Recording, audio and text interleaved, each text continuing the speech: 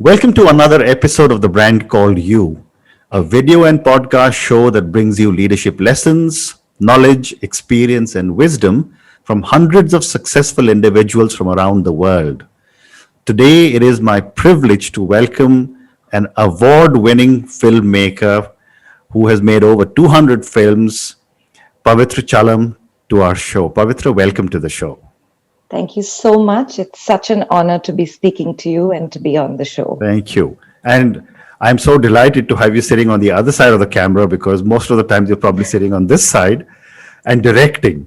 So, Pavitra has directed over 200 films. She's a master's in filmmaking from the New York Film Academy. She's received numerous global awards. And recently, she received the Stella Artois grant that supports female filmmakers who are using films to impact change. So, Pavitra, my first question to you is what would you say are three key milestones in your life or your career? I think, the first time I really fell in love with filmmaking was as an ambassador to Pakistan. I went as a youth peace ambassador, and I had a little bit of journalistic experience. But there I was nominated to direct my first film.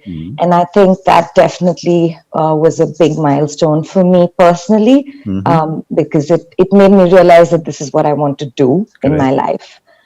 I think the second one would be when I decided to found my company, Curly Street, in 2012, and, went into it being feeling very vulnerable and wondering, films for change, documentaries, can I actually build a company?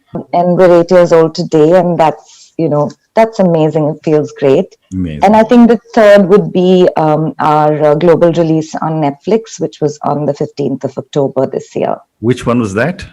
A film called Rooting for Roona, a film that we followed for 7 years. Yeah. And about a little girl with hydrocephalus. And we've always been fighting for people and children with complex needs. And birth defects is an invisible war in India, mainly. And so this amazing little girl, her family, her story, we followed it for 7 years, and Netflix finally came and wanted the film. Amazing. So, let's talk first about your journey as a filmmaker. From the time you said you went to Pakistan as a film ambassador to your Netflix, walk me through some key elements or key milestones that you remember. I think the most important thing that I learned when I was in Pakistan is that, we were two groups of very young people who had brought with us a lot of baggage from what we have experienced about the other side.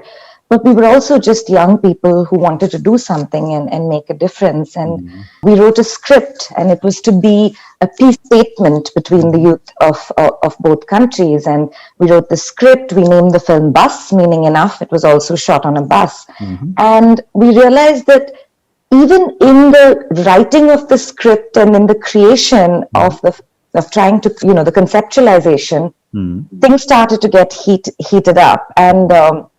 And there was this moment where we decided that the Indians would play the roles of the Pakistani and the other way around. Okay. And when we stepped into each other's shoes and fought for each other's causes, the game changed, and, the honey jar was open. And when that happens, everything is wonderfully sticky. And I think that moment to me made me realize what it means to put yourself in another person's shoes and fight for them. And filmmaking is about empathy, and art is also often the first step to create curiosity towards something larger and greater. And I was so smitten, so viscerally, deeply connected to the medium and how it transformed every single one of us on set. And I think, after that, I went on to Ireland. I was part of a UN project, and again, with youth action and film. I came back and I went to New York to study film. And, I always wanted to make documentaries, which is quite it's not that often that someone goes to film school saying, hey, I want to make documentaries. But I felt that real stories, to me, are so beautiful and I wanted the skills to be able to tell them as, as beautifully as I could, and that's why I went to film school. Fantastic. Came back and continued to work and founded the company. Fantastic. So tell me, you have focused a lot on documentaries. What goes into making a great documentary? It's really like falling in love, because when you see a story or you meet a person, you don't know what it is, really. You don't know how, you don't know where it's going to go, but you just believe. And I think that with a documentary specifically, it is that, because there is no logic. Why do I feel so strongly about your life? Well, I do. And if I do, then I want to tell that story and I want to share it with people I love. And I think that's how it starts. It could take 7 years, like it did with Rooting for Roona. Yeah. It could take a month. It completely depends on the team that's on board, on the funding, which is really hard in documentary filmmaking, and also the story, because you can't control real life. You surrender completely to the unpredictability, and that is scary.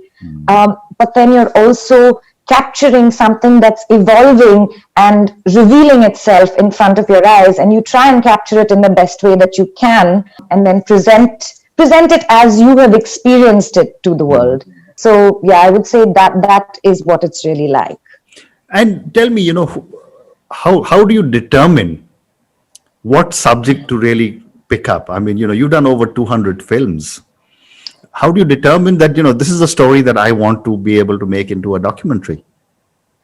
I think, Ashutosh, right from the beginning, I've always felt that there are too many invisible wars we are fighting as human beings, as a society, and mainly with people who live on the fringes of society. And that has to do with complex needs and disability, and I think it started when I made one of my first films on an organization in Delhi on children with complex needs. And the more I went into their lives, or rather they allowed me to sort of be a part of their lives, the more I realized that the way they are able to live against insurmountable odds, the way they navigate life, how is it that they don't have the space to speak, that we as a society don't really understand what they're going through? And I think that empathy is something I've always wanted to create. And it's just happened that, with all the films, over 200 films, they're focused on social justice. Yes, they're focused on human rights, but they're also focused on those who are marginalized and those who really don't have a voice. So within that space, I think it's clear, I still have 1,000 stories I want to tell. And I hope, someone will say, hey, okay, now it's been 15 years, you've stuck to what you're doing. Now, we'll fund it, make them all. But I think that has been the focus. And with Indelible, our film on 7 people with Down syndrome, I realized that there is so much about inclusion that needs to be talked about and discussed. And with Rooting for Roona, with birth defects, and for the health of the Indian child. And so in that way, I'm very focused that these are the things that I want to do. And this is how we can make a difference using film. Fabulous. So, the entire world of filmmaking, whether it's documentaries or web series or movies or whatever, has the entire, that world has always intrigued audiences. And yet it's a very, very closed kind of a space. Not much gets known other than through, of course, gossip columns. Yeah. Why is the film business so closed when the rest of, you can talk about the corporate world and the social sector world, etc., all the time. Why is it that the films are so closed? The thing about a film set is that it's like an orchestra. Correct. And it doesn't matter if you're the conductor or playing third violin. Right. One mistake means that the film falls. Correct. And it is that suspended moment in time.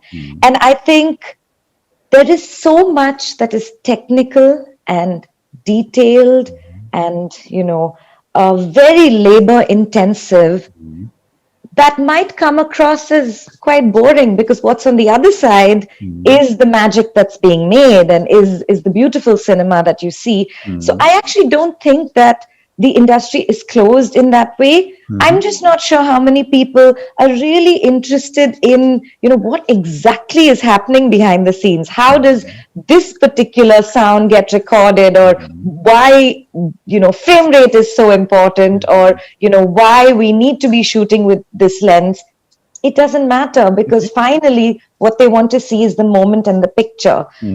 So that's what it really is. It's a very complex process. It's a lot of people, and every moment you have to be 100% there. If it's the person driving the equipment to set, or the director who's supposed to be the boss of the set, I believe they're equally important, because if one fails, the film will fail. Correct. So that's I love that filmmaking in many ways is very leveling. You understand that you play as a team, which is just fantastic, and everyone is equally important in many ways. And I think that's something very beautiful about the process that maybe is not talked about enough. Terrific. Okay. And how easy or difficult is it for a new entrant to make a place for themselves? It is very hard. I remember when I came back from Ireland, and I wrote to every production company in the country to intern, and I was always rejected. Wow. And I couldn't understand why, because I was willing to, work 24/7, but I was rejected, and then I went on to film school. But what I realized is, if you want to be noticed, and if you want people to believe in you, and if you believe that you can tell a story, the only way is to make your first film, do it on a phone, borrow your best friend's camera, get a group of friends together, make your first film. Because when you make your first film, you'll know what the process is. You'll be able to put it out there.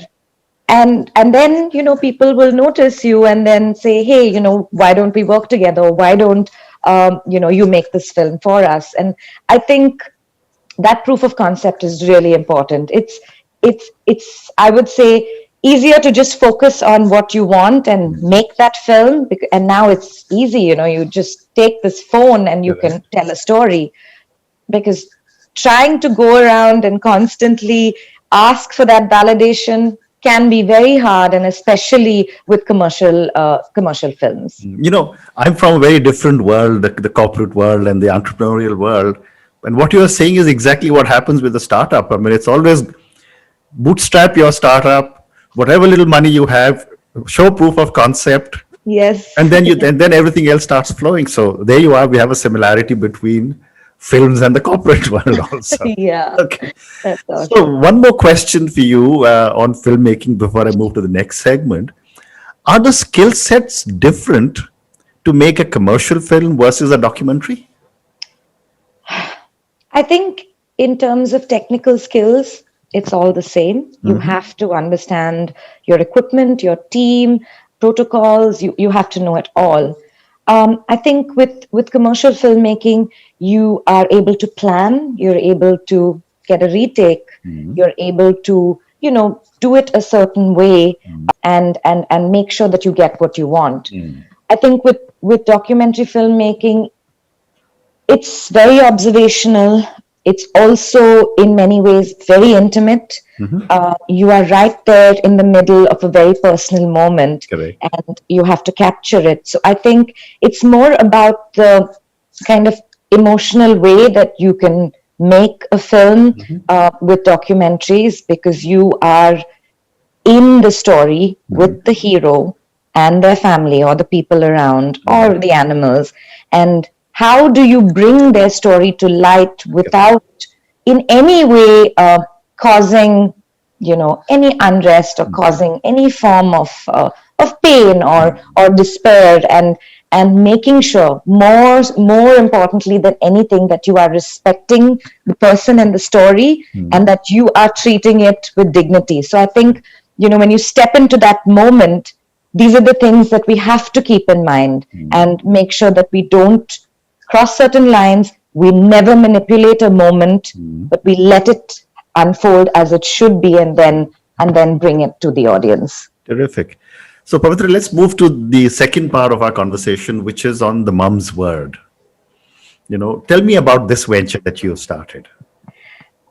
So, in 2018, my husband and I found out we were pregnant, and it was a beautiful surprise. And I had, just started editing my first baby, Rooting for Roona. And around that time, my co-director, Akshay, and we would talk a lot about my whole team. Nobody was married, and, I was the first person they knew who was pregnant. And, I would share things and we would talk about stuff. And I think the collective understanding was, hey, why don't we know about this? Why does no one talk about the difficulties of breastfeeding or postpartum depression? Right. Why do we never hear about this from our mom friends? And I talked a lot to my mom friends, and the truth doesn't really get talked about a lot. And so we founded the Mom's Word purely to give women a platform to just tell each other the truth about motherhood. Because they say it takes a village to raise a child. Correct. But it takes a larger village to raise the mother. And I think our dream is to create this global platform where a mother in Ireland can talk to a mother in Tripura, and the experiences are shared. They are the same. And if we can learn from each other, I think that would be amazing. And it can only benefit mother and child and the ecosystem that surrounds them. And the response has been overwhelming. We're only a year old. We're 80,000 followers. We put out 10 pieces of content a day, completely crowdsourced. We send the questions, they send the interviews and the content. And it's been an amazing experience. Fantastic. I love what you said. In 2018, we found out that we were pregnant. So my follow-up question to that is, are you beginning to see that fathers are beginning to play a bigger role to support motherhood? I think so. I mean, my husband and I, there's no question about equal parenting. I remember, and he's also a doctor, but I remember in the first few months thinking, I don't know what to do. He seems to know it all. But I think now, at least personally, the fathers that I'm interacting with, they're far more invested. They're far more connected with the mother and the child. And that is so, so crucial.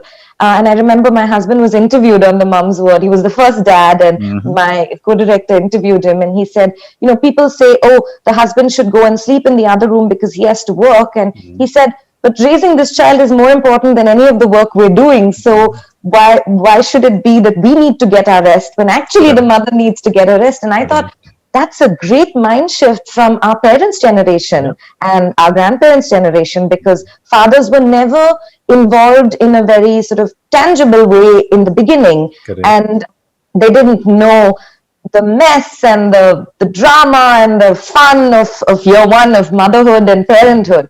So one more question before I move to the third part of our conversation, and that is that for someone who has such an intense work schedule, what are some of the challenges of motherhood? There's always the mom guilt, and, I think that stays with you forever. Correct. But I've been lucky personally in the way that my parents are very, very involved. My studio is 2 minutes from my house. My parents' house is 2 minutes. We have a very large family. I can take my child to work. And I think the one thing motherhood taught me is to be as efficient as possible with my time. Correct. Because the more efficient I am, and not just at work, even if I'm meeting a friend for a drink, that 1 hour would be everything and so important, and you enjoy it that much more, and then you go back and be with your child. So I think it's about time management really, and also saying it's okay for your child to experience other caregivers and have their own independent life for a few hours in a day, and then when you're back you are fully on. So that's how I manage it personally. Fantastic. So Pavitra, I'm going to move to the third and last section of our conversation, which is some questions for you personally. So much success as a filmmaker, and I'm sure there's so much more waiting for you. You start a the mom's word and it gets successful immediately. Successful mom. Oh What does gosh. success mean to Pavitra? I read that question, and I really am not sure how to answer it. Okay. I'm just an intensely moment-driven person, and happiness to me is everything. And when I mean happy, my friends are always laughing at me because when they ask me, "What do you want to do?" I say, "I just want to have a good time in Correct. whatever way that is." Yeah. So I think personally, it is that, and not just my own happiness, but my entire ecosystem. I'm very, very connected with my friends and family. Okay. I think in terms of career, if I'm able to create an environment of empathy, and in that, if I can affect and change one life or be the voice of one community and continue to do that consistently and bring those stories to light and have people around the world talking about it and actually create a world that is about inclusion, I think that would be an absolute dream come true for me. Fantastic. And a follow-up question to that would be, where do you get your inspiration from? Just people, honestly, just people, and in the experiences that I've had. And I'm really an experience junkie, and I think that's really where every time inspiration has struck, it has been in the midst of a conversation or in the midst of an experience. Okay. I love books. I'm not the biggest film buff, surprisingly. I have certain films that I watch, certain TV series that I like to watch, but it is books and people, and I think those experiences, and I was an athlete for the first 18 years of my life. I was a national level athlete, and I think I realized that sport is there's such a parallel between sport and filmmaking, purely with the consistency, persistence, and stamina. So yeah. Wonderful. So we've got time for one more question, and I'm going to ask you this question on failure. As a young mom, I've always said, and I've got a new book coming out on failure, basically with the hypothesis that it's okay to fail. Yeah. For most of us, when we were growing up, and I've seen this all over our country, Indian parents or South Asian parents don't teach their children it's okay to fail. Yes. That manifests itself in multiple behavior patterns throughout our lives. Absolutely. Yet we fail all the time. We learn. So my question to you is, what has been some of your learnings from some of your biggest mistakes? It's so amazing that you said that, because at 6 years old, I was a national level skater, and I was only winning gold for the state, and by 7, I was, a national champion, and Wow. I'm pretty sure I became this cocky little girl who thought that no one could beat her. And I remember my parents were always very happy that I won, but they talk about personal best. That's more important. And I remember the day I lost the gold and I got silver. I was shattered. I mean, when I look back, it's hilarious. I was shattered.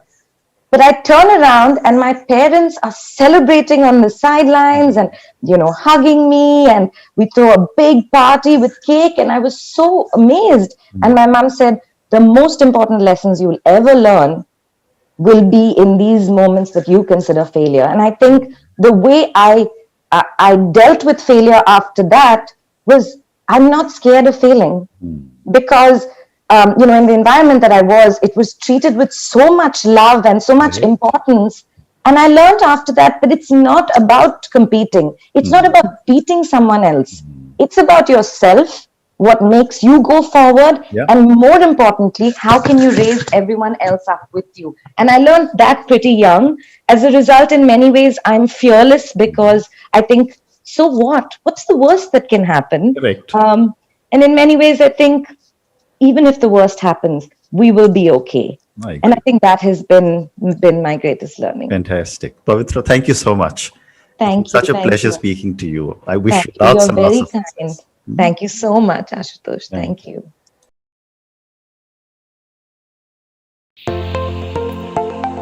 Thank you for listening to the brand called You Videocast and Podcast, a platform that brings you knowledge, experience, and wisdom of hundreds of successful individuals from around the world. Do visit our website www.tbcy.in to watch and listen to the stories of many more individuals. You can also follow us on YouTube, Facebook, Instagram, and Twitter. Just search for the brand called You.